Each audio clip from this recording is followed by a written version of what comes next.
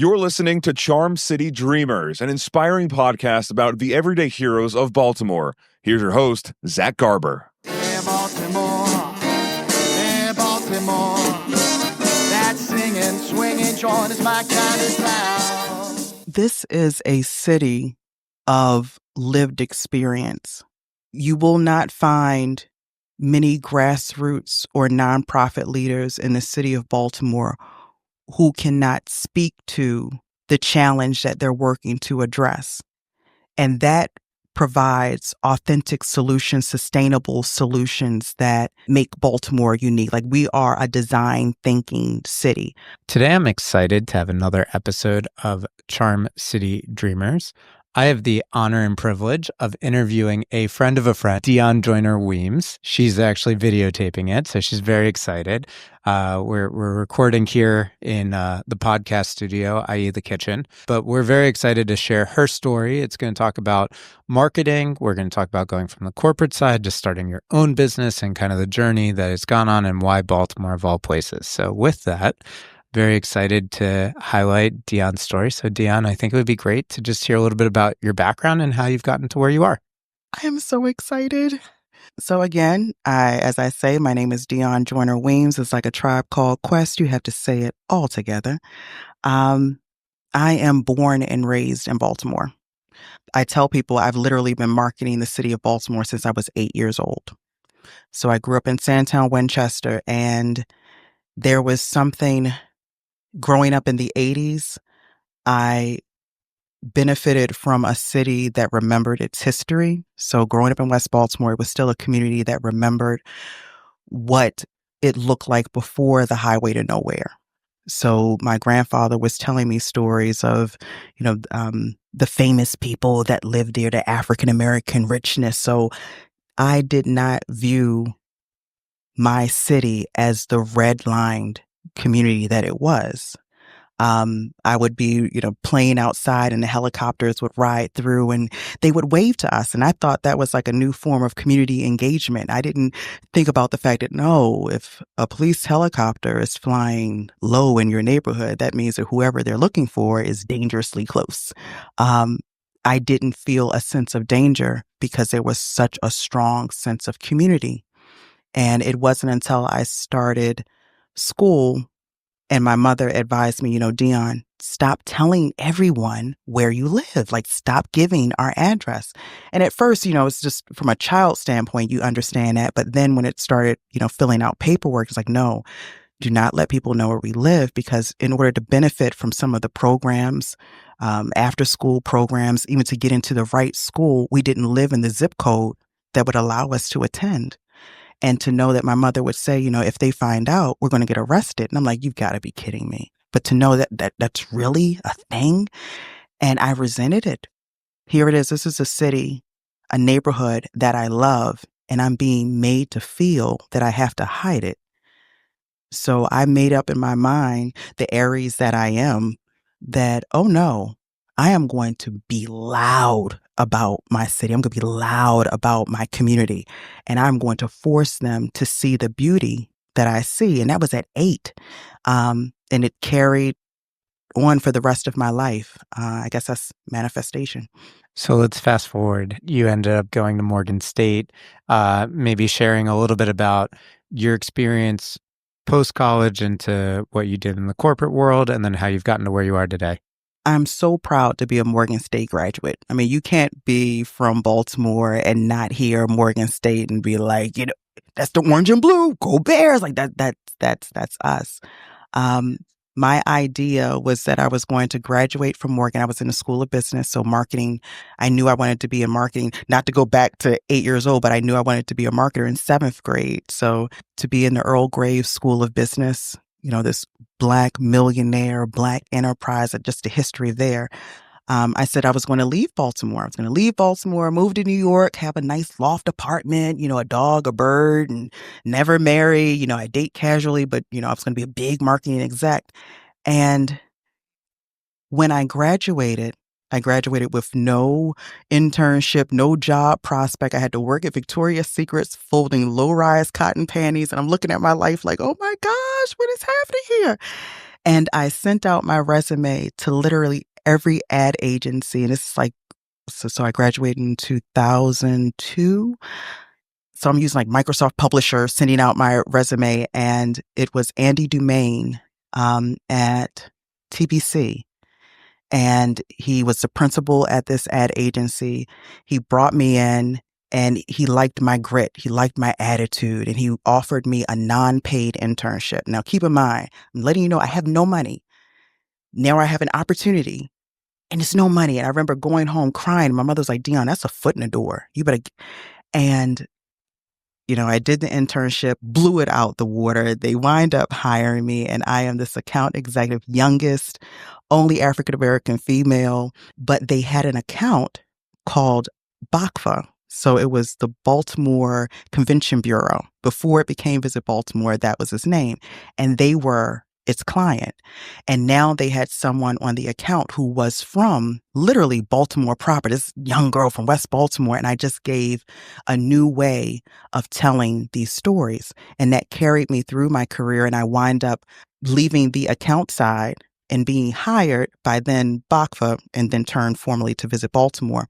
Margot Amelia, who at the National Aquarium, she's worked for the state. She saw something in me and she was like, Dionne, the type of passion that you have for Baltimore and telling these stories, you've got to come here. This is where you need to be. And it's exactly where I needed to be. So I came in as a marketing manager in 2005. And within that first year, I started Restaurant Week. So the very first Restaurant Week, this was just starting to bud in destinations. And I'm literally driving around to restaurants, knocking on doors, doing the signage, trying to sell them on this new idea. And now to look back and see how restaurant weeks are now, Jesus, like everywhere, a dime a dozen, but to be an originator of that. So for someone who isn't listening, before we get into your entrepreneurship journey, I want to talk a little bit about Visit Baltimore, what you were saying it evolved into. What is Visit Baltimore beyond Restaurant Week? What were some of the initiatives that you were really proud of that you were able to help market the city, share about the city? So Visit Baltimore, like any destination, there is an agency that is responsible for telling the city's story in order to get meeting and convention groups to come in. So tourism and hospitality is a major economic driver for the city of Baltimore, for any destination. So to have the responsibility of getting convention groups in, leisure travelers in, and how do you tell different stories to get travelers to experience your city? Because at the end of the day, it's about getting, what would they say, heads in beds, butts in seats. This is what, gets a community or a city to thrive. When I started at Visit Baltimore, they did not have a strong campaign dedicated and focusing on the African American market. And for Baltimore to have the history that we have, the museums, the attractions, the restaurants, the artists, that became my market. So I was able to grow the African American market, the LGBTQA plus, before people understood how vital it was in telling a city's story. It was my responsibility to bring that to the forefront. And it's a blessing to me because I believe the authenticity that I was able to bring, because everything was based off my lived experience of being from the part of Baltimore that had usually been left out of the narrative. Because, like I said, coming out of Sandtown, Winchester, if you visit somewhere, the first question is, oh, is that where they shot The Wire? Oh, the crime. And they're hitting you with all of these negative things that they have heard. And it was my responsibility to turn that on its ear. And I got started early at Visit Baltimore, and that became my charge. What are a few examples of how you turned that on its head and some of the highlights that you would promote to people about Baltimore? I think a key moment for me where I think I locked into, what's the magic? It actually came after tragedy. So to understand, in 2015, We're talking about the height of Black Lives Matter. The major destinations are grappling with the relationship between its community and police. And right here in Baltimore, we actually had a campaign that this is my Baltimore, and we had these major celebrities who had a connection to the city, talking about the city. And we had New York Times, and we were going to roll this out April of 2015. And within those 2 to 3 weeks, Freddie Gray happens, and Baltimore's uprising, its outcry happens. And we had to pull the campaign because if you looked at any major news outlet, all you saw was the same footage of Baltimore on fire, the CBS on fire. So we really had to go within. And it was going within that I was able to turn the narrative on its ear, because now when 2017, 2018 is approaching and we're trying to decide, okay, we need a campaign to get tourism started. What are we going to say to the world? And I'm like, tell them the truth. It felt as if we were trying to hide the pain that we were grappling with, but it was in the pain that I found the purpose, and that was #MyBeMore. I noticed that during the height of our uprising, if you looked on social media, #MyBeMore was being used to show gang members joining with pastors, going out on the corners, making sure that children were adhering to the curfew, that were breaking up fights. It showed our arts attractions taking their art exhibits outside, taking it to the streets. My Be More was the people's way of showing what they saw of their city versus being dictated to by the world of what Baltimore is. So we were able to lock in. I'm like, no, this is the campaign. #MyBeMore. We're going to show the world the city of Baltimore through the people that love, live, and thrive here. And that was birthed in 2018. At the time, there was about maybe like 500 uses of the hashtag. Within a year, it grew to 100,000.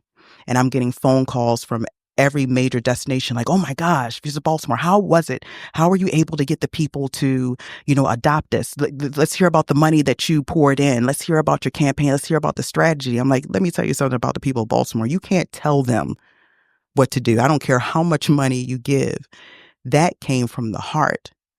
So it was letting people know that for the first time, Baltimore didn't have to sit here, and we've always had kind of that chip on our shoulder. I had gotten tired of us being beat up, and it was time for us to step into the middle of the ring and crown ourselves king and queen. And that was the spirit of #MyBeMore. So it was going to our arts attractions, our businesses, our corporations, our nonprofits, our grassroots, our hoteliers, everyone that makes this city move. It was saying to them, through the power of digital media, we no longer have to rely on news outlets to tell our story. We can take ownership in our hand. And that was the campaign, going out and empowering people to talk, empowering them to uplift their story, and just know the universe will do the rest. So when I left in 2018, My Be More had been adopted by the community of Baltimore, and it was living on its own. Before we talk about the next steps in your journey post-visit Baltimore, as somebody who professionally marketed the city of Baltimore and worked on this campaign of My Baltimore, are there any attractions, highlights that were either part of My Baltimore or just in general? What are your favorite things in Baltimore for somebody who doesn't know the city or is looking to reconnect with it? One, Dionne, I eat. So my reconnection starts in my stomach. But it's during the time of the launch or as we were doing the campaign of, knocking on doors, there were restaurants like Dovecote, which is not here now, but it was these community spaces where small restaurants, where artists were coming in, politicians are coming in, they're sitting at the table and really working out problems over a delicious meal. There's a guy, Mr. Jamie He runs the raw oyster bar down at Fadeley's at Lexington Market.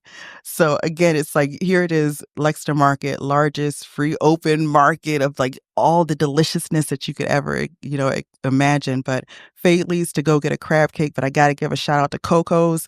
That's in Northeast Baltimore near Morgan State. But to know that seafood, Baltimore is the place to get a great crab cake and crab.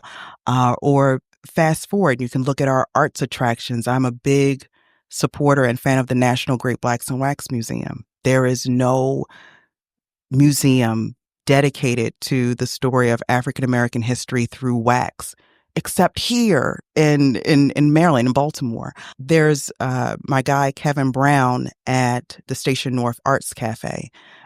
You'll find that a lot of these restaurant owners, a lot of owners in Baltimore have a significant tie to the area in which they're working. So for people like Kevin Brown, yes, I'm sitting here and enjoying delicious eggs and bacon in One North Avenue, but to know that he purposely moved to an area of the city that was not getting the shine and light, and he decided to plant himself there. AVAM, to have museums that are dedicated to self-taught artists, to have the BMA and the Walters, offering free, like, as a mother, I am keen in understanding that your child's life is based off of the experience and exposure that they have. So for us to have cultural institutions that are invested in ensuring that their community have the exposure, that's something that empowers me as a marketer of the city. I can go on, but it's like those. So in 2018, you end up leaving Visit Baltimore and starting your entrepreneurial journey with Audacity. Can you share a little bit about what Audacity is and kind of the pathway to what it's become today? What is Audacity? It's interesting. I tell folks that Audacity Group, I founded this in 2018, but it was really birthed with the hashtag #MyBeMore in 2015, because it's just the mantra that I have is, until the lion learns to speak, every and all stories will always glorify the hunter. So Dionne is a voice for the lions.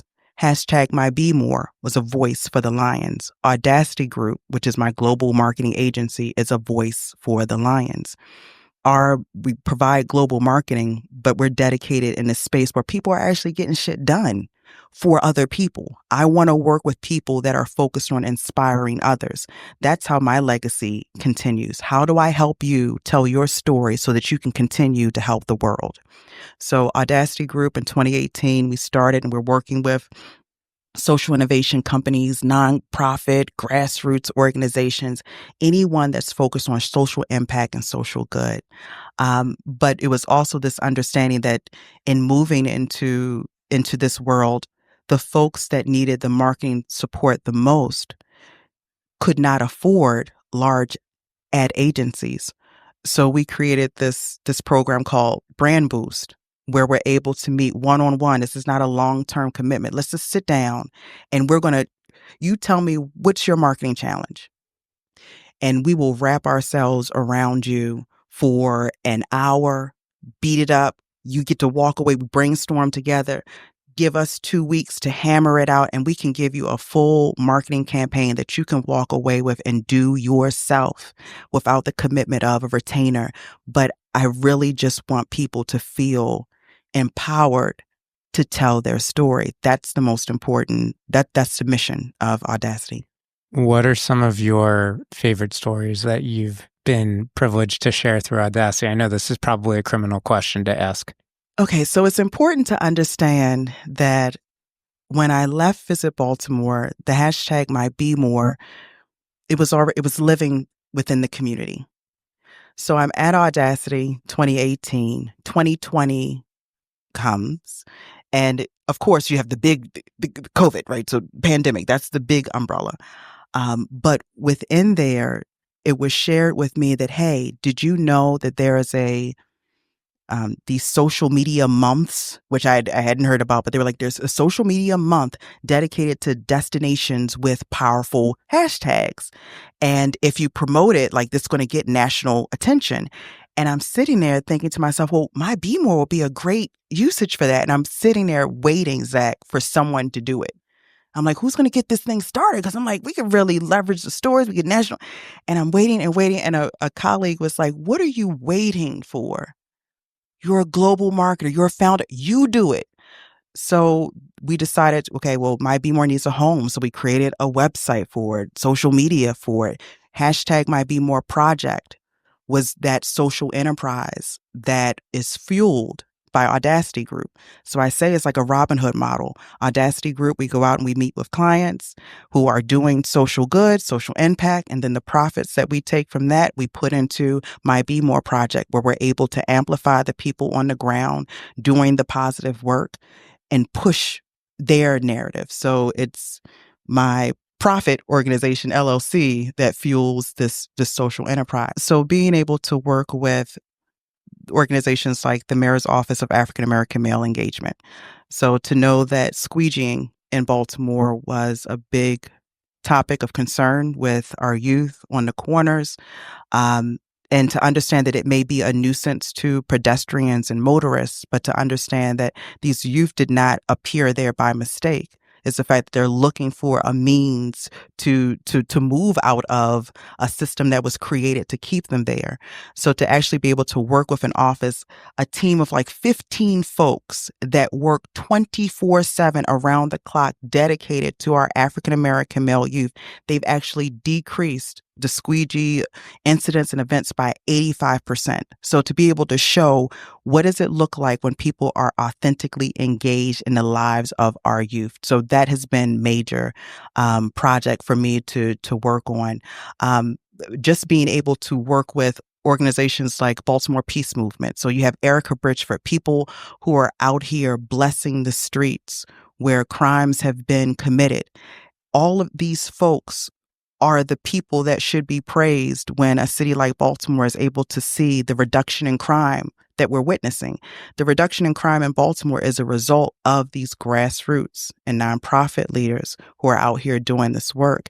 And through My Be More project, we're able to uplift. I'd like to believe it's in uplifting these stories that we're all funneling to this positive point. So I'm glad you brought up the squeegee kids, because that was a moment in time where people wouldn't even come into the city because of what was going on. And it really became a very divisive topic among people. And it just kind of disappeared. No one talks about it now. So I'm really curious, given that you were associated with this was a problem that people thought was never going to go away, and it was going to be there forever. And it's a problem that we're going to have. It's something that exists, but not nearly in the capacity that it did. What were the kind of moments and things that happened to basically find a better use of these people's time so they weren't a distraction to everyone else in the city? I'm happy that you bring this up because it touches on the heart of the financial support that organizations need who are doing the hard work on shoestring budgets. So Dr. Bunley, my girl Tracy at Moaim, like I said, this team of 15, they have their Connect to Success program where they give our youth a place to go during the day where they're engaged in programs of empowerment for them to actually to be investors in the city of Baltimore versus being used as the problem of Baltimore. So these programs, they have a rite of passage program that they offer to the youth. They're connecting the youth to workforce development, career readiness. And it's interesting to me that we can be so loud when there's a problem and go completely silent when you see the progress of work.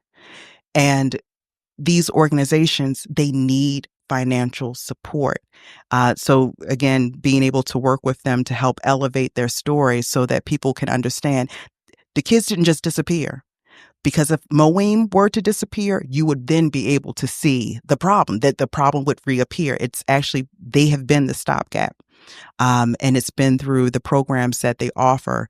And again, it's at 24/7. So they're actually going out during major Orioles games and working with the Orioles, the youth working with the Orioles so they can get, a paid stipend. So they can actually, it improves their career readiness. gives them a financial incentive, and also shows them that they're a part of the city versus being a nuisance of the city.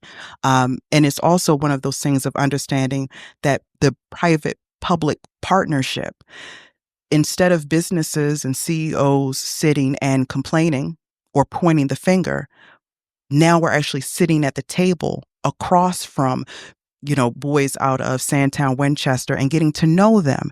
And in that, you saw this progressive change because now CEOs are now talking to their staff and team of them understanding, do you know who you're riding past? Do you understand why they are here? Do you know that you can actually be a part of the solution? So right now, we're working on a campaign, Be More Shine, where it's going to be a philanthropic rollout of how can you financially support a young person's dream. If they wanted to be a barber, but a barber's license costs X and clippers cost X and a rental space costs X. Are there people in the community and businesses that are willing to back this particular youth and see them achieve their dream? So these are the type of ideas and programs that are coming out of MOAIM that you don't hear a lot of people talking about until there's a controversy or a crime on the news. So I would be remiss if I didn't ask. I believe you've written a book, and you alluded to being a mother. I know you're a mother of 3 boys, but maybe you could share with everyone what the book is and why, in addition to running a business, you've decided to write a book that the world needs to hear. Zach, I adore you because now I'm sitting here seeing the full circle. So I wrote a book called That Part, What Some Know But Won't Tell You About Motherhood. And it is a diary. It is I wrote the diary, put a barcode on it and sent it out in the world. Between 2010 and 2015, I had 3 children under the age of 3. So it's like in 2 years, I had 3 children, but I'm also seeing Trayvon Martin and Tamir Rice and Sandra Bland and the Charleston 9 and Freddie Gray. Like I'm seeing my community fall to their knees as I'm nursing twins. And I had a battle with God during that moment because I'm recognizing the world, like during the height of Black Lives Matter, I am now bringing 3 beautiful Black boys into a world that did not feel like loved what I birthed. And I'm asking God, what am I going to do? How am I going to do this? And in that diary, in that retrospective and healing and self-work, I recognized and I heard God's voice. I've given you everything that you need. There's nothing that I've brought you to that I won't walk you through. And my boys birthed my audacity. My boys birthed my purpose. I'm like, okay, I'm going to make my responsibility from the day to my last breath is to make this world better for my children. And there's nothing that I do that my children and the world that I'm leaving behind is not at the forefront of my mind. So Audacity Group, okay, Dionne's a marketer. I'm an Aries type A personality. There's no problem that Dionne can't solve. Just give me all of the pieces and time and I will figure that shit out. And I'm motivated. I'm fired because I have 3 children who I'm leaving this behind. My Be More project. This is my city. I am who I am because of the city that surrounded me. So I dedicate my time in uplifting those stories and then creating a blueprint so we can go to other major urban cities. And how are we engaging in the community for them to elevate their stories? So we got a My Be More, hashtag My Be More. Soon will be a hashtag My DC. I'm claiming it. Hashtag My Philly, hashtag Chicago. But Baltimore is the blueprint. I often say, if you want to solve a problem, there have been so many people that have come to this city and leveraged the expertise and wisdom from here, and they have gone off and piloted major initiatives on the backs of Baltimore. We have everything that we need here, and I'm damn sure going to make sure that we leverage this for ourselves. So on this podcast, we focus on people achieving their dreams in Baltimore and what are the national implications of the work coming out of Baltimore. So this is a perfect transition. What makes Baltimore different?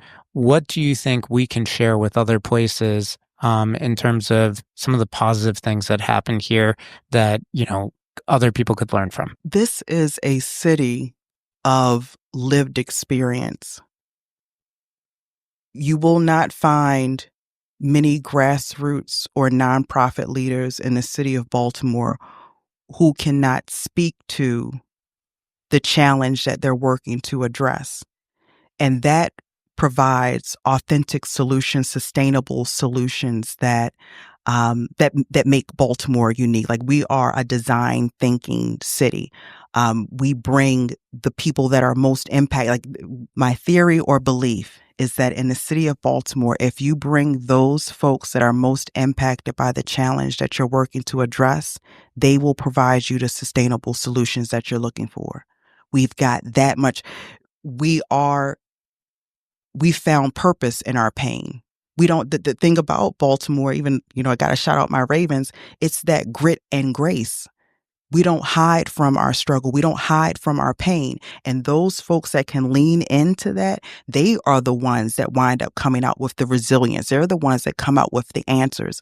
So I say that Baltimore is one of the last real cities standing because we do not hide from the challenges that we're addressing. We use the challenges as a way to find a solution.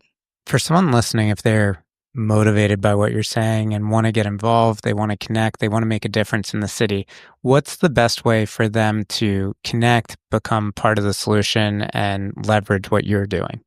Well, one, I would ask that if you're going through social media, pull up #MyBeMore, and you will start to see the faces of the folks that are on the ground doing the work. And you'll be able to support their mission, whether it's financially, whether it's volunteering, whether it's just uplifting the work that they've done. But a pool has been created through #MyBeMore to give you a behind the scenes look, an inside view from the people that live here. So you can trust that what you see is of the people and not of a product. So for people who want to be involved in the shaping of Baltimore, the shaping of Maryland, I would say the first step is #MyBeMore. So before we wrap up, are there any other final thoughts or things that you want to share with our listeners in terms of takeaways or other items we didn't touch on? I think it's important for me to recognize while sitting here that the reason I'm even on this podcast is because of a story and a dream. So starting at 8 years old, it was a commitment to using the power of storytelling to show the world something that I believed.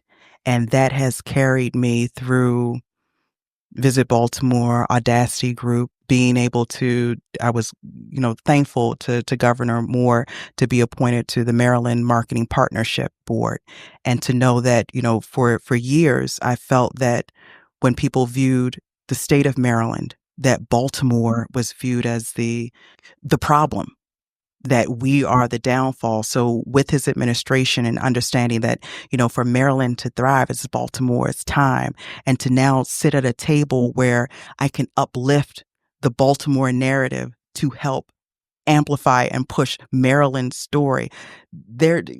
Why are people like this? Maryland is the place to be. I mean, when you look at our tech, just we're an intelligent city. I mean, a very our college town, our love of arts and culture, which is being taken out of schools, which actually breeds a more fuller, a whole person.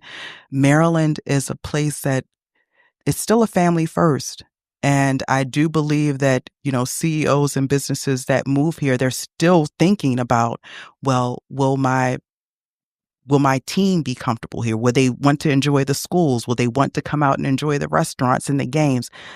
Maryland is that family feel. And I'm thankful to know that it was a dream and a story that has continued to carry me. And I'm thankful for this opportunity. Well, Dionne, it's been a lot of fun sharing your dream and your story. I hope people are inspired and motivated and they make sure to connect with her. I can tell you I am not great on social media, so we'll have to use #MyBaltimore when we post this.